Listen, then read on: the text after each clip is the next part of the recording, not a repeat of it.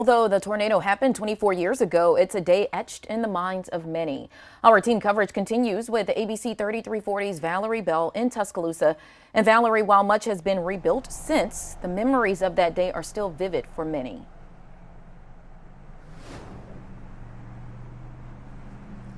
It is, Muriel, especially for those who were here at Bear Creek Park. 9 of the fatalities that day occurred in mobile homes. Now, I spoke with 2 people who shared their different experiences of that day. The 2 biggest takeaways was listen to those warnings and, in a time of devastation, the importance of helping others. You think, where did the years go? Time passes, but it leaves its mark on us. And we learn from it. And we learn to be compassionate for others when they're in times of need. December 16th, 2000 was a day many in Tuscaloosa County will never forget. In Alabama, you have tornadoes, but that was a big one. This is a tornado emergency for the southern part of Tuscaloosa. You're looking at a live tornado on Tower Link 3340. And again, that seems to be a very sizable tornado. I think it really brought to reality what Christmas is all about. Johnny Hartley was out Christmas shopping with her daughter that Saturday. When they heard the weather was getting severe, they decided to go home. Just as I got down the old Jug Factory Road and crossed the railroad track, you could almost see the tornado approaching. It's like something I've never seen before. Philip McGill and his 9-year-old son left their home to seek shelter elsewhere after a friend called to warn them. We got the truck, got out of here, got up to the road here, and we seen it was just black, like a semi-V, but it was just like a black wall. He describes that moment. I was holding on to him, had him strapped in, and the wind was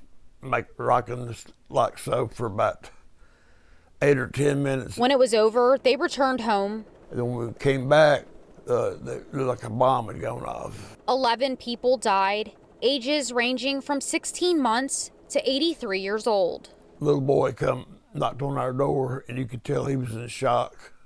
Some of his family members had died. McGill recalls people riding around on 4-wheelers going through the rubble. They were looking for bodies, they were looking for body parts. Bear Creek Park was one of the devastated areas. We have a friend whose daughter lived there that lost 2 children. A much different sight here 24 years later. It just devastated all of us in this area, but everybody began to say, what can we do? People came to Gilgal Baptist Church. I would say hundreds. To get supplies.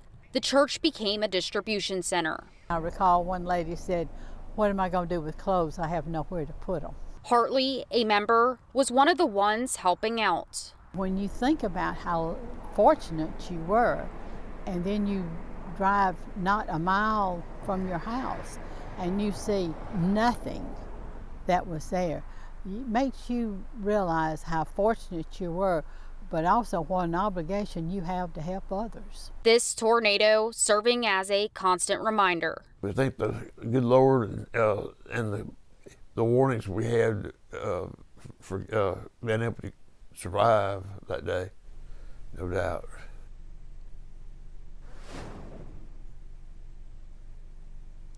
A warning was issued at 12:40 p.m. that day. That was 14 minutes before the tornado first touched down.